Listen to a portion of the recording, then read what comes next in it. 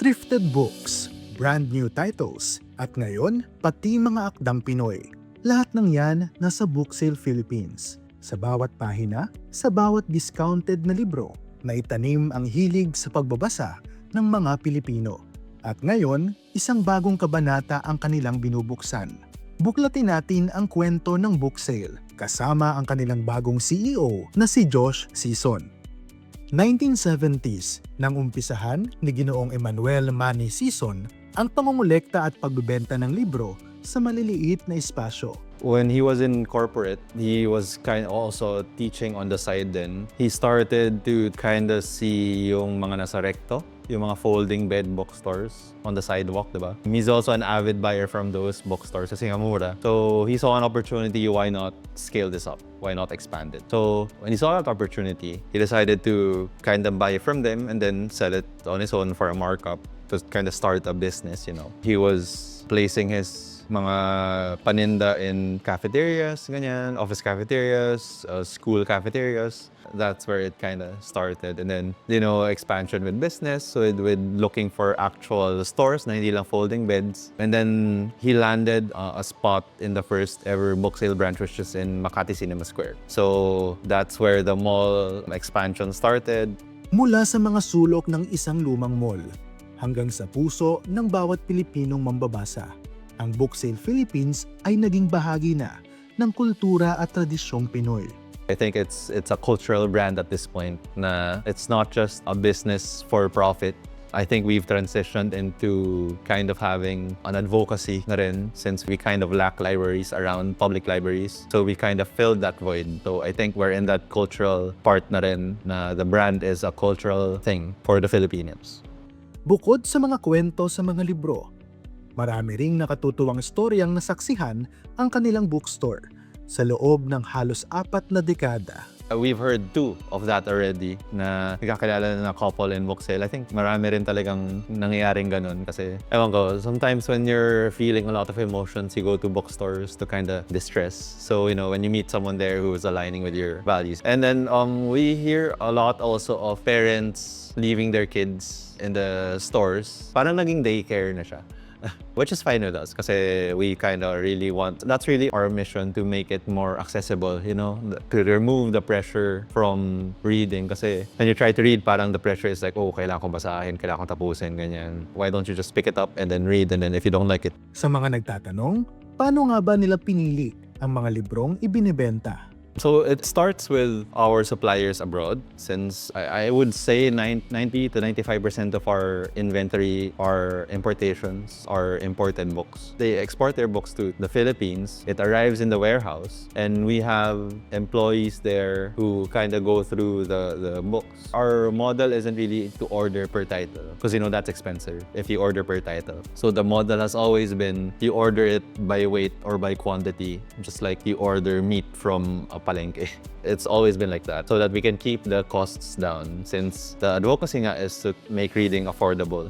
It gets sent to the warehouse from the pier, and then it gets organized there. So we have about around 10 employees, so they really do know what sells, what doesn't sell, how much each title or genre costs. And then it gets released to the branches na after that for deliveries, and then Sa pagbuklat ng mga taon, tila sumasabay rin ang pagbabago sa book distribution and selling sa bansa.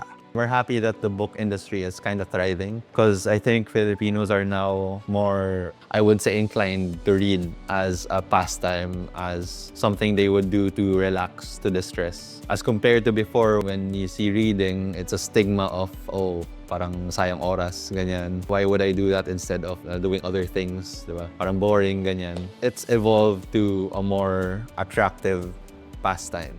And I think that it shows with how bookstores have been popping up left and right. You see yung mga kilo bookstores, diba? You see bookstore cafes popping up. And that kind of makes us a bit happier kasi nga it pushes the industry forward in general, even if we get more competitors. Because, you know, they have their own market, we have our own market. And I think that's good for everyone involved in the industry. So yeah, I think it's gotten a lot better right now. The reading appetite, I would say, of the Filipinos. That's our edge compared to the other bookstores. We've been there for so long that we are the go-to for affordable books, and we try to keep the prices that way even if we're having economic problems left and right, you know. So that's really the advocacy that we want to stick to. That's why it's a bit more challenging nowadays. Gayunpaman, hindi birong hamon sa mga bookseller ang mabilis na agos ng teknolohiya, mula sa e-books hanggang sa online reading platforms. I was told that it impacted sales for a few years kasi nga a lot of it is free online. It may be illegal, but then, you know, free is free for the readers, you know. You gotta do what you gotta do.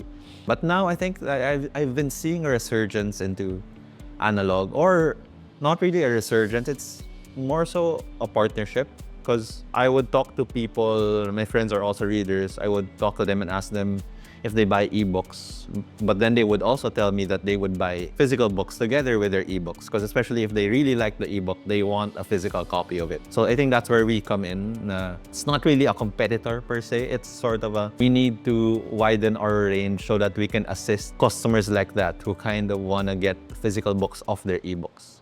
2024 nang pamahalaan ni Josh ang Booksale. Sa kanyang pagsampa, parte ng kanyang liderato ang pagpapalakas ng kanilang online presence. The strategy now is, since my background is also in marketing and photography, videography, so I'm in that online space, you know. I'm trying to get into the online market because as a traditional brand, I think it's a hard transition, especially in our industry, books. You can't really sell what the book sale model is online, you know, because a lot of our allure comes from a customer going through the shelves of our stores and finding treasures that are super affordable compared to other bookstores. So I think that's where we're having a little bit of difficulty applying that model online. We're trying our best with putting some of our titles on Shopee, on Lazada. What we're trying to do now is expand our exposure first by joining social media pages and also partnering up with a lot of other companies who are kind of in the online space, like Linya Linya. We did a collab with them for merch, diba? So I think that's one way of evolving the brand into something that could survive the online world. I started that parang journey to social media, I think when like after a week I joined, because I think I noticed that we had a Facebook page with like 100,000 likes, but we didn't post anything. So the fact that we reached 100,000 likes on Facebook without posting anything is something, diba? It's hard to reach that. So I was like, oh, we could really use this. So that's been my priority since day one that I joined. And as their pages turn, ika nga, isang exciting na oportunidad pa ang binuksan ng Booksale para sa mga Pinoy authors. Dahil ngayon, mas maraming Pinoy-authored books na ang mabibili sa Booksale.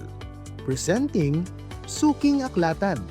Bookspine was also closing down their physical book operations because they were also transitioning into the online space. They approached me to kind of see how we can collaborate. So I was like, oh, that's interesting, because we're also carrying some of the local authors' works in our stores to kind of building this beneficial partnership that Reco, their platform now, is selling ebooks of local authors, local publishers on their platform, and then we sell the physical copies of those ebooks. So it goes back to the point that I was making earlier, where readers really do want the best of both worlds, and also the market that is kind of lacking right now, because I would say, coming from the Philippine Book Fair of NBDV, we noticed that there are so many people who actually want to get locally written and published books. So we kind of saw an opportunity there, because when we talked to the authors there, they were having a hard time with their current consignments with other bookstores. So we kind of came up with an idea that why not just build a home for them? Why not just build an actual place for their titles that they can ask their customers to go to? Diba? So that's when the idea got materialized into Reco. Into Reco's platform, and us carrying physical books of the ebooks, which is Suking Aklat, that brings you locally written and published books via physical books and via ebooks through Reco. Samot-saring Pinoy-authored books na may iba't ibang genre ang nabigyan ng panibagong espasyo.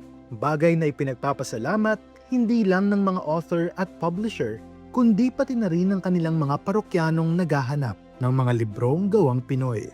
It's been really good online. We've been seeing a lot of people thanking us for supporting this type of initiative. I would say I think 90% of the reception has been positive. Why 90? Because I was seeing the 10% of the reception saying that the usual stigma that local products are inferior, diba? There's still that stigma eh. So that's what we're trying to remove. Because if you read these works, they're actually pretty good, diba? And you know, that stigma of local products being inferior has been so, parang lumang ano na yan eh, lumang news na yan eh, na parang you see all of these local brands popping up everywhere and you would check their products and it's very quality. So local craftsmanship has been doing very well. So we kind of wanted to ride that wave of local, diba? So that's why we came up with the idea. And in the stores naman, since we launched in a very limited capacity right now with 5 branches, we kind of hoped for it to be better. But then I guess the main problem is it's still that. I would say we just need a little bit more time for it to kind of bloom into something on the physical stores. But then online, it's been really good. Sa kahanga-hangang collab na ito ng Booksale at ng Reco by Bookspine, panalo ang mga manunulat at mambabasang Pilipino. Aspirations from today don't really differ from aspirations of day one. It's always been to make reading affordable. How we're gonna do it, that's I think gonna change. Because we kind of need to adapt to everything, especially with the economy like this. We need to adapt to it. So the prices are gonna go up understandably because everyone's raising prices. But then we're not gonna bring it up to the point that it's not affordable anymore. Because we really do want to stick to that advocacy of making it affordable and accessible. So I think the aspirations kind of just change with how we're gonna do it. Because it's still the same. Sa pagbuklat ng panibagong kabanata sa kwento ng Booksale, nakikita di umano ni Josh na ipagpapatuloy nila ang pagiging tahanan at kanlungan ng Pinoy authored books. That's the direction that we're going because a part of my personal advocacy is to promote local stuff, you know. I really do believe that locally produced items, goods, products, materials are at par with what they're offering internationally. So I think they just really need the help of exposure. So that's my personal advocacy and I would really want to input that into the business. So that's why we're doing this project with Reco to provide locally written and published books. And I think I would like to believe that we're going to be the home of locally written and published books. Para sa Read Pinoy, ako po si Oxy Alegre.